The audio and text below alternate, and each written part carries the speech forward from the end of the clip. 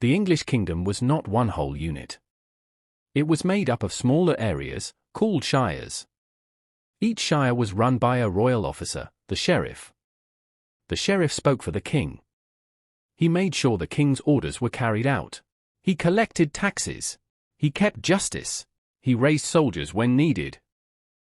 The sheriff answered to the higher nobles, the ealdormen, later called earls.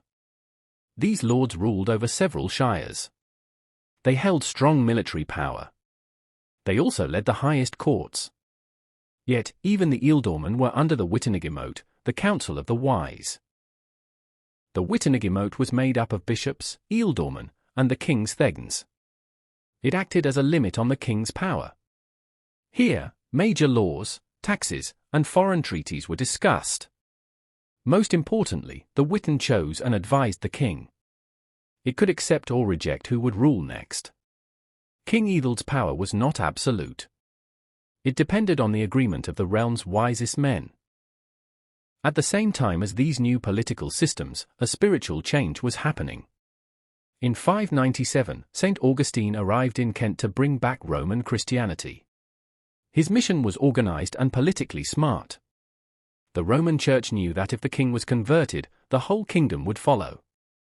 The Roman way strengthened the king's power by teaching that his rule came from God.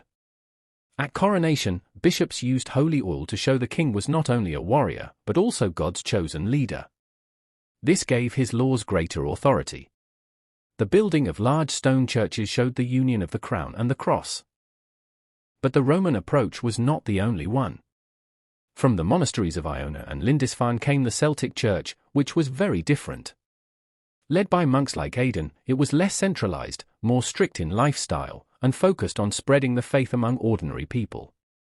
It often ignored the borders set by kings. The difference was about how each church was run.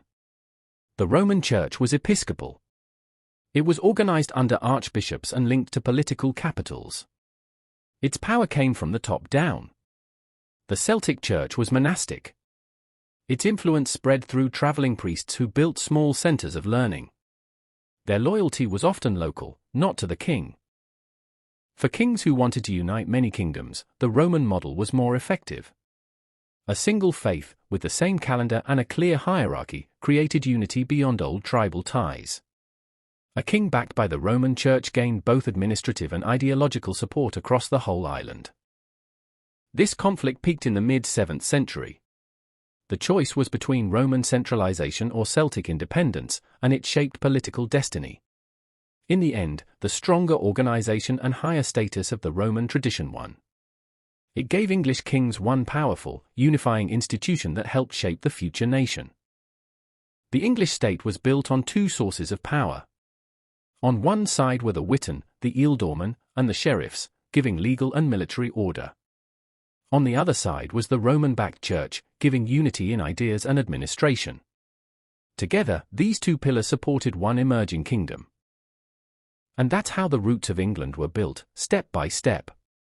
If you enjoyed this journey into the past, give this video a like, and subscribe for more stories that shaped history. Your support helps keep the story alive.